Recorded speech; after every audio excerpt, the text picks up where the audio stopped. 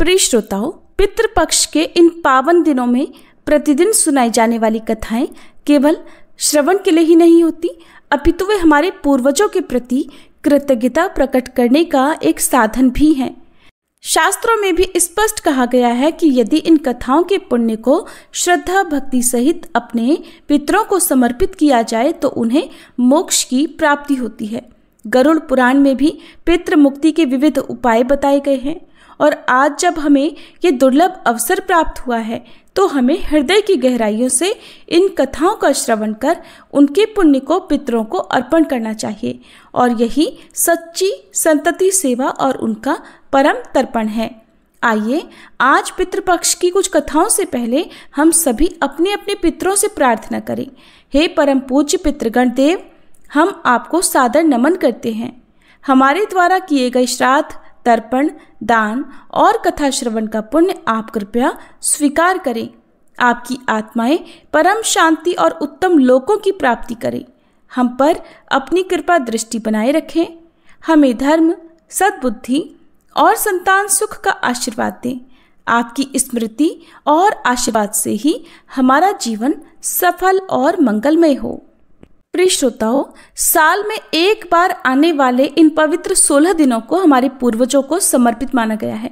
ऐसा विश्वास है कि पितृपक्ष के दिनों में पितर धरती पर आते हैं और अपने वंशजों द्वारा किए गए श्राद्ध, तर्पण और पिंडदान को स्वीकार करते हैं। पितृपक्ष की परंपरा को समझाने के लिए कई पौराणिक कथाएं मिलती हैं, तो चलिए उन्हीं के बारे में आज के इस वीडियो में हम सुनने वाले हैं। पितृपक्ष के महत्व को समझाने वाली सबसे लोकप्रिय कथा महाभारत के महान योद्धा कर्ण से जुड़ी हुई है। कथा के अनुसार जब कर्ण का देहावसान हुआ और उनकी आत्मा स्वर्ग में पहुंची तो उन्हें वहां भोजन की थाल में सोना और आभूषण परोसे गए। कर्ण को यह देखकर बड़ा आश्चर्य हुआ क्योंकि उन्होंने तो अपने जीवन में दान खूब दिए थे। तब उन्होंने देवराज इंद्र से पूछा कि क्या कारण है कि बाकी सबको तो भोजन परोसा जा रहा है लेकिन उन्हें भोजन नहीं दिया जा रहा। तब इंद्रदेव ने उत्तर दिया कि हे कर्ण, तुमने जीवन भर सोने और आभूषणों का दान तो खूब किया लेकिन कभी अपने पितरों को अन्न का दान नहीं दिया, इसी कारण तुम्हें यहाँ भोजन नहीं मिल रहा। कर्ण ने विनम्रता पूर्वक कहा कि मुझे अपने पितरों के बारे में ज्ञान ही नहीं था, इसलिए मैं कभी उन्हें अन्न का दान नहीं दे पाया। कर्ण की इस बात से प्रभावित होकर इंद्रदेव ने उन्हें 16 दिनों के लिए पृथ्वी पर लौटने का एक अवसर दिया और उन 16 दिनों में कर्ण ने अपने पितरों का श्राद्ध, तर्पण और अन्नदान किया और यही 16 दिन पितृपक्ष कहलाए। महाभारत में भी पितृपक्ष का उल्लेख मिलता है। कहा जाता है कि भीष्म पितामह ने युधिष्ठिर महाराज को श्राद्ध के महत्व और नियमों के बारे में बताया था। उन्होंने कहा था कि आश्विन मास के कृष्ण पक्ष में पितरों का स्मरण करके श्राद्ध करने से पितर प्रसन्न होते हैं और अपनी संतानों को आशीर्वाद देते हैं। भीष्म पितामह ने श्राद्ध की विधि समझाते हुए आगे कहा कि सबसे पहले पिता के लिए पिंडदान करना चाहिए, इसके बाद दादा के लिए और फिर परदादा के लिए। प्रत्येक पिंडदान करते समय साधक को एकाग्रचित्त होकर गायत्री मंत्र का जाप करना चाहिए और सोमाय पितृमते स्वाहा का उच्चारण करना चाहिए। भीष्म पितामह ने युधिष्ठिर महाराज को पितृपक्ष के इतिहास से जुड़ी कथा के बारे में भी बताया, जिसके अनुसार अत्रि मुनि के वंश में ऋषि निमि का जन्म हुआ था। उनके पुत्र श्रीमान की कम आयु में ही मृत्यु हो गई, जिससे वे बड़े दुखी हुए। पुत्र वियोग से पीड़ित होकर उन्होंने अमावस्या के दिन ब्राह्मणों को भोजन कराया और पिंडदान किया। मान्यता है कि इसके बाद अन्य ऋषियों ने भी पितरों का श्राद्ध करने की इस परंपरा को अपनाया और धीरे धीरे समाज के चारों वर्णों के लोग अपने अपने पितरों के लिए अन्न अर्पित करने लगे।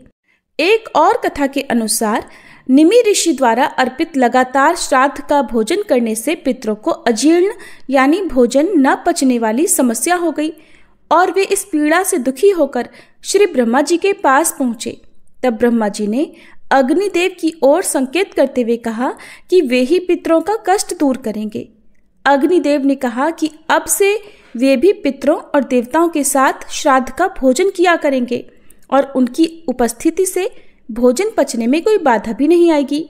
तभी से श्राद्ध की शुरुआत अग्नि को आहुति देकर की जाने लगी। महाभारत के अनुसार अग्नि में हवन करने के बाद पितरों के निमित्त किए जाने वाले पिंडदान को ब्रह्म राक्षस भी दूषित नहीं कर सकते और श्राद्ध में अग्निदेव को उपस्थित देखकर राक्षसगण वहां से भाग जाते हैं। इसीलिए श्राद्ध में अग्नि का विशेष महत्व है। गरुड़ पुराण में श्राद्ध का महत्व बहुत सुंदर ढंग से समझाया गया है। इसमें कहा गया है कि मृत्यु के बाद आत्मा की शांति और पितर ऋण से मुक्ति के लिए पितृपक्ष में श्राद्ध करना अनिवार्य है। इस समय पितर धरती पर आते हैं और अपने वंशजों द्वारा अर्पित अन्न जल को स्वीकार करते हैं। लेकिन प्रश्न उठता है कि यह अन्न आखिर पितरों तक पहुंचता कैसे है? तो गरुड़ पुराण में बताया गया है कि 2 दिव्य पितर विश्वदेव और अग्निश्रवा अर्पित भोजन को पितरों तक पहुंचाते हैं। अगर पितर देव योनि में है तो अन्न अमृत बनकर पहुंचता है, मनुष्य योनि में है तो अन्न के रूप में, पशु योनि में है तो घास बनकर, नाग योनि में है तो वायु बनकर और यक्ष योनि में है तो पान के रूप में पहुंचता है। श्राद्ध के समय ब्राह्मणों को भोजन कराने से पहले 5 पत्तों पर अलग अलग हिस्से निकाले जाते हैं।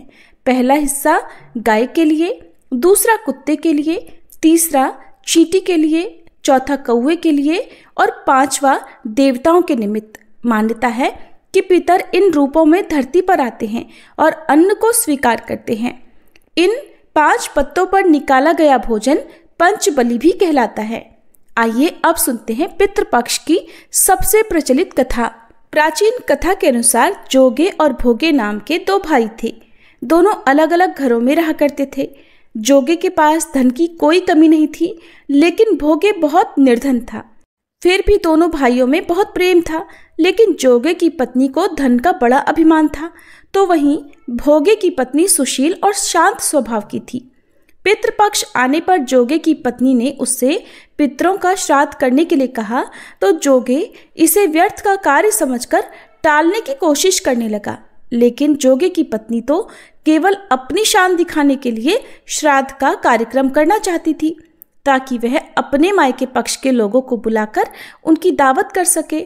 जोगे की पत्नी ने कहा कि मुझे कोई परेशानी ना हो, इसीलिए आप ऐसा कह रहे हैं, लेकिन मैं सच कह रही हूँ, मुझे इसमें कोई परेशानी नहीं है। मैं भोगे की पत्नी को सहायता के लिए बुला लूंगी और फिर हम दोनों मिलकर सारा काम कर लेंगी। दूसरे दिन भोगे की पत्नी सुबह आकर श्राद्ध का सारा काम करवाने लगी। उसने तरह तरह के अनेकों पकवान बनाए। फिर सभी काम निपटाने के बाद वह अपने घर वापस आ गई, क्योंकि उसे भी पितरों का तर्पण करना था। उधर कुतब काल में जब पितर भूमि पर उतरे तो वे जोगे के यहाँ गए। वहां उन्होंने देखा कि उसके ससुराल पक्ष के सभी लोग भोजन पर जुटे हुए हैं और वे उनसे पहले भोजन कर रहे हैं। ये सब देखकर पितर बड़े निराश हुए। इसके बाद वे भोगे के यहाँ गए तो देखने लगे कि मात्र पितरों के नाम पर केवल 11 ही दे दी गई है। पितर उसकी ही राख चाटने लगे और फिर भूखे ही नदी के तट पर पहुंच गए। कुछ ही देर में सारे पितर अपने अपने यहाँ का श्राद्ध ग्रहण करके इकट्ठे हो गए और बताने लगे कि उनकी संतानों ने किस किस तरह से उनके लिए श्राद्धों के पकवान बनाए, किस तरह से उनका स्मरण किया। जोगे भोगे के पितरों ने भी अपना सारा हाल बताया। उन्होंने सोचा कि अगर भोगे निर्धन ना होता और श्राद्ध करने में समर्थ होता तो शायद उन्हें भूखा वापस नहीं आना पड़ता, क्योंकि भोगे के घर में तो खाने के लिए भी 2 जून की रोटी तक नहीं थी। ये सारी बातें सोचकर पितरों को भोगे पर दया आ गई।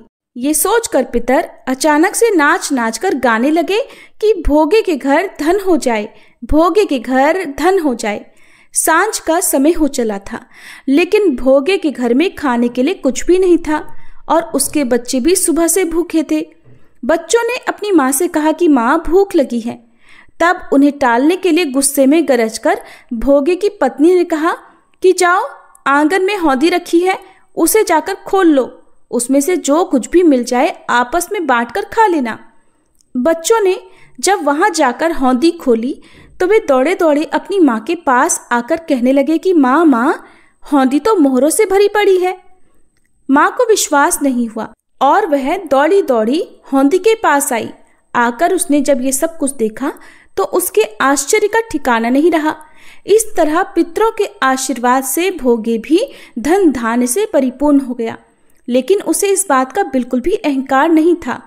और फिर अगले वर्ष श्राद्ध आने पर खूब धूमधाम से दोनों पति पत्नी ने मिलकर अपने पितरों का श्राद्ध किया। भोगे की पत्नी ने श्राद्ध के दिन 56 तरह के भोग बनाए, ब्राह्मणों को अपने घर बुलाकर श्राद्ध किया, उन्हें भोजन कराया और दान दक्षिणा भी दी। फिर सोने चांदी के बर्तनों में जेठ जेठानी को भी भोजन कराया। इससे पितर बहुत प्रसन्न और तृप्त हुए और उन्हें आशीर्वाद देकर तृप्त होकर वे अपने लोक को वापस चले गए। प्रयागराज में त्रिवेणी संगम का जल पाप मुक्ति तो कराता ही है, साथ ही मोक्ष भी प्रदान करने वाला है। आइए जानते हैं प्रयागराज में त्रिवेणी संगम से जुड़ी एक प्राचीन कथा। आखिर कैसे कुंभ नगरी के त्रिवेणी जल की महिमा से एक प्रेत योनि से मुक्त हो पाया। कहा जाता है कि अनादिकाल में केरल में वसु नाम का एक ब्राह्मण रहता था, लेकिन उसका आचरण बहुत खराब था। उसके बंधुओं ने उसे भूमिहीन करके घर से निकाल दिया था और वह दुखी होकर निर्धनता में अपनी जन्मभूमि को त्याग कर इधर उधर भटकने लगा। जंगलों से भटकता हुआ वह भूख प्यास से व्याकुल ब्राह्मण विंध्य पर्वत पर पहुंच गया और वहां तड़पते हुए उसकी मृत्यु हो गई।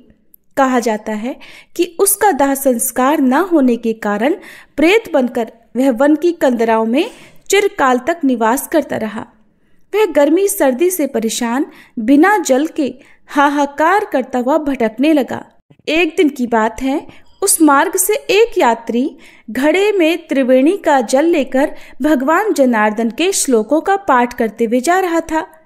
एकाएक प्रेत उसके सामने आ गया और उसने उस यात्री से कहा कि डरो मत, हे धर्मनिष्ठ, मैं तुम्हारी गगरी से त्रिवेणी का पवित्र जल पीना चाहता हूँ, लेकिन अगर तुमने जल नहीं दिया तो मैं तुम्हारे प्राण ले लूंगा। प्रेत के वचन सुनकर वह पथिक बोला, नीलवर्ण भयंकर चंचल नेत्र वाले तुम हो कौन और तुम्हारा शरीर मांस रहित क्यों है? इस पर प्रेत ने उसे बताया कि मैं लोभी, मलिन, व्यभिचारी, क्रिया रहित ब्राह्मण था। पूर्व जन्मों के ऐसे कर्मों के कारण ही मेरी ऐसी दुर्दशा हुई है। तब पथिक ने उस प्रेत को जल दे दिया। प्रेत ने जल पिया और उसी क्षण वह प्रेत योनि से मुक्त होकर दिव्य देहधारी हो गया। और उस दिव्य देहधारी पुरुष ने कहा, हे पथिक, त्रिवेणी के जल की महिमा का वर्णन कोई नहीं कर सकता। इसे तो स्वयं महादेव अपने मस्तक पर धारण करते हैं, जो अचिंत्य शक्ति वाला है। अनेकों आशीर्वाद देकर वह पिशाच प्रेत योनि से मुक्त होकर स्वर्ग लोक को चला गया। इस प्रकार प्रयाग के महात्म्य को जानकर महाकुंभ में माघ मास में त्रिवेणी के जल के आचमन से पाप तो दूर होते ही हैं, पिशाच योनि से भी मुक्ति मिल जाती है। ज्योतिष विज्ञान की दृष्टि से उज्जैनी अर्थात उज्जैन नगरी का अपना विशिष्ट स्थान है और श्राद्ध पक्ष में उज्जैन में स्थापित शिवलिंग श्री पिशाच मुक्तेश्वर महादेव का भी विशेष महत्व है। श्राद्ध पक्ष के इन 16 दिनों में 84 महादेव में से 68वें नंबर पर आने वाले श्री पिशाच मुक्तेश्वर महादेव पर शुद्ध गाय के दूध मिश्रित तिल, जौ, गंगाजल, शिप्रा आदि से अभिषेक करने से पितर तृप्त और प्रसन्न हो जाते हैं। पूर्वज चाहे किसी भी योनि में प्रवेश कर गए हों, चाहे वे अकाल मृत्यु को प्राप्त हुए हों, चाहे उनका दाह संस्कार विधिवत ना किया गया हो, पिशाच मुक्तेश्वर महादेव उन्हें प्रेत योनि से मुक्त करते हैं। कलयुग में सोम नाम का शूद्र हुआ। मरने पर वह मरु देश में पिशाच योनि में पड़ गया। एक समय उसे मार्ग से हर एक विद्या का जानकार ब्राह्मण मिला। उसे देखकर पिशाच उसे खाने के लिए दौड़ पड़ा। ब्राह्मण के रथ के पहिए की घड़घड़ाहट सुनकर वह पिशाच घबरा गया। तब ब्राह्मण ने कहा, तुम्हें डरने की जरूरत नहीं है। तब पिशाच ने यह जानकर कि ये ब्राह्मण तो विद्वान और ज्ञाता हैं, उनसे पूछा कि पिशाच योनि किस कर्म करने से मिलती है और कौन से पुण्य से पिशाच योनि से मुक्ति संभव है। तब ब्राह्मण देवता ने बताया कि द्रव्य हरण करने और देवता के द्रव्य को चुराने वाला पिशाच योनि को प्राप्त होता है। ब्राह्मण देवता के ये वचन सुनकर पिशाच ने मुक्ति का मार्ग पूछा। तब उन्होंने बताया कि तीर्थ नगरी अवंतिका में पिशाचत्व को नाश करने वाले महादेव हैं श्री पिशाच मुक्तेश्वर महादेव। उनके दर्शन मात्र से तुम्हें पिशाच योनि से मुक्ति मिल जाएगी। तब वह पिशाच महाकाल वन में आया और उसने क्षिप्रा नदी में स्नान किया और उस दिव्य लिंग के दर्शन किए। तब उसे पिशाच योनि से मुक्ति मिल गई और वह विष्णु लोक को प्राप्त हुआ। जो व्यक्ति पितृपक्ष में श्री पिशाच मुक्तेश्वर लिंग के दर्शन और अभिषेक करते हैं, उनके पितरों का मोक्ष हो जाता है और उन्हें प्रेत या पिशाच योनि से भी मुक्ति मिल जाती है। प्राचीन समय की बात है। तुंगभद्रा नदी के किनारे अनुपम नामक एक नगर में आत्मदेव नामक एक ब्राह्मण रहते थे।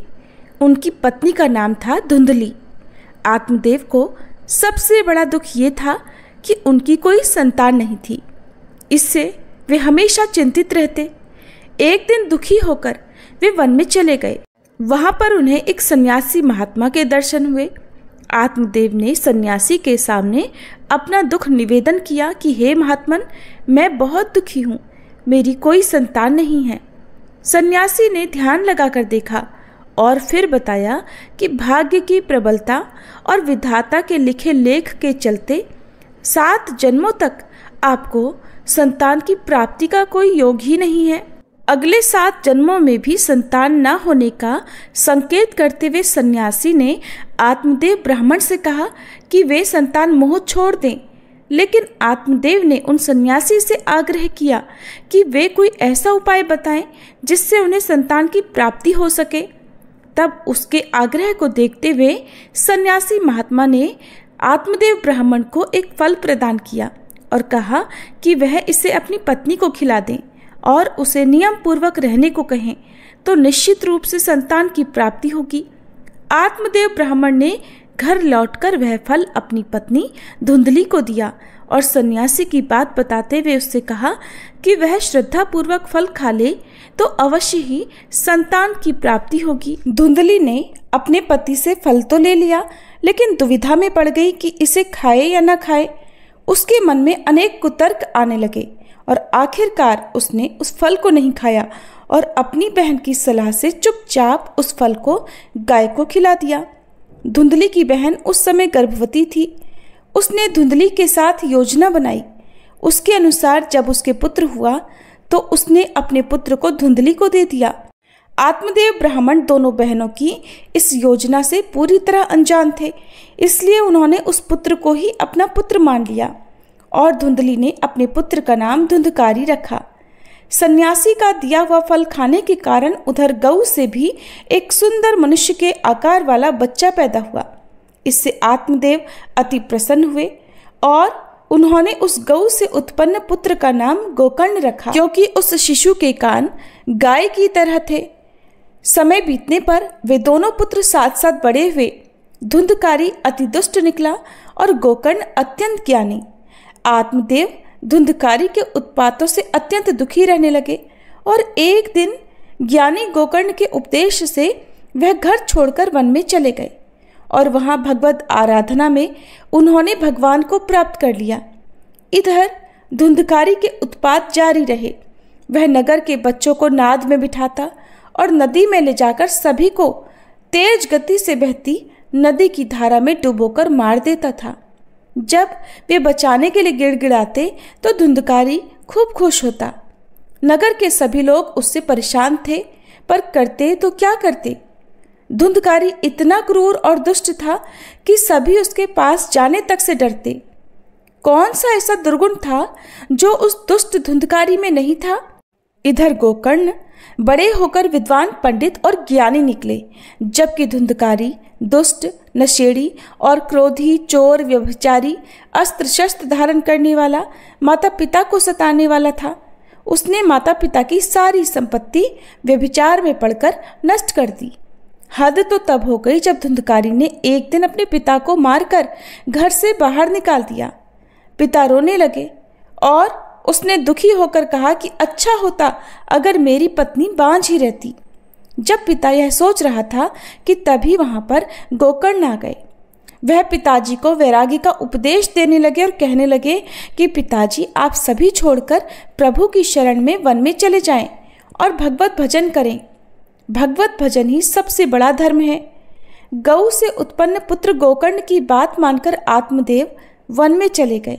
बाद में उनकी पत्नी धुंधली को धुंधकारी सताने लगा तो उसने भी कुएं में कूदकर आत्महत्या कर ली। अब धुंधकारी 5 वेश्याओं के साथ रहने लगा। वेश्याएं उसे अपनी इच्छानुसार चलाती थीं। धुंधकारी उन वेश्याओं के लिए ही अब धन जुटाने लगा। वह उनके लिए डाका डालता, चोरी करता और बाद में वे वेश्याएं सोचने लगी कि एक दिन अगर ये पकड़ा गया तो राजा इसके साथ साथ हमें भी दंड देगा। ये सोचकर एक दिन वह वेश्याएं सोते हुए धुंधकारी को रस्सियों से उसका गला दबाने का प्रयास करने लगी। जब वह गला दबाने से भी नहीं मरा तो वे सभी मिलकर उसे दहकते अंगारों में डालने लगी। वहां वह तड़प तड़प कर मर गया। बाद में उसे गड्ढा खोदकर गाड़ दिया गया। मरने के बाद धुंधकारी भयंकर दुख देने, झेलने और अपने कुकर्मों के कारण एक प्रेत बन गया। प्रेत बन जाने के बाद भूख और प्यास के कारण वह व्याकुल रहने लगा। रह रहकर वह चिल्लाता भी रहता, क्योंकि उसे अंगारों से जलाया गया था। इसलिए उसकी अनुभूति उसे अभी भी सताती रहती। उसे लगता कि अभी भी उसका शरीर जल रहा है। एक दिन उसका भाई गोकर्ण उसके गांव में कथा करने आए। गोकर्ण सबसे नजर बचाते हुए अपने पुरखों के मकान में सोने चले गए। अपने ही घर में अपने भाई को सोया हुआ देखकर धुंधकारी खुश हो गया और आवाज लगाने लगा। गोकर्ण यह आवाज सुनकर पूछने लगे कि तुम कौन हो? तब धुंधकारी ने बताया कि मैं तुम्हारा भाई हूँ। मेरे कुकर्मों की तो गिनती ही नहीं की जा सकती। इसी कारण से मैं प्रेत योनि में पड़ा ये दुर्दशा भोग रहा हूँ। भाई, अब तुम ही दया करके मुझे इस योनि से मुक्ति दिला सकते हो।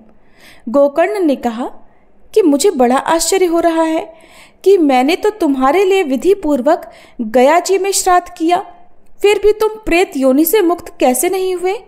मैं कुछ और उपाय करता हूँ। कई उपाय करने के बाद भी जब धुंधकारी को मुक्ति नहीं मिली तो अंत में गोकर्ण ने सूर्यदेव से पूछा तो सूर्यदेव ने बताया कि श्रीमद् भागवत कथा सुनने से ही धुंधकारी की मुक्ति संभव हो सकती है, इसलिए तुम सप्ताह पारायण करो। तब गोकर्ण व्यास गद्दी पर बैठकर कथा कहने लगे। देश गांव से बहुत लोग कथा सुनने आने लगे। इतनी भीड़ हो गई कि सब आश्चर्य करने लगे। तब वह प्रेत धुंधकारी भी वहां आ पहुंचा और इधर उधर स्थान ढूंढने लगा। इतने में ही उसकी दृष्टि एक सीधे रखे हुए 7 गांठ वाले बांस पर पड़ी और वह वायु रूप में उसी में जाकर बैठ गया। जब शाम को कथा को विश्राम दिया गया तो एक बड़ी विचित्र बात हुई। सबके देखते ही देखते उस बांस की एक गांठ तड़तड़ करती फट गई। इसी प्रकार 7 दिनों में उस बांस की 7 गांठें फट गईं और 12 स्कंद सुनने से पवित्र होकर धुंधकारी एक दिव्य रूप धारण करके सामने खड़ा हो गया। उसने भाई को प्रणाम किया। तभी वैकुंठवासी पार्षदों के सहित एक विमान वहां उतरा और सबके देखते ही देखते धुंधकारी विमान पर चढ़ गए। उन पार्षदों को देखकर गोकर्ण ने कहा कि भगवान के प्रिय पार्षदों, यहाँ हमारे अनेकों शुद्ध हृदय श्रोतागण हैं। उन सबके लिए भी एक साथ बहुत से विमान क्यों नहीं लाए? यहाँ सभी ने तो समान रूप से कथा सुनी है, फिर फल में इस प्रकार का भेदभाव क्यों? तब भगवान के पार्षदों ने कहा कि इस फल भेद का कारण इनमें श्रवण का भेद है। इन सभी ने एक समान रूप से कथा तो सुनी, किंतु उसके जैसा मनन नहीं किया। इस प्रेत ने 7 दिनों तक सुने हुए विषय का स्थिर चित्त से खूब मनन भी किया।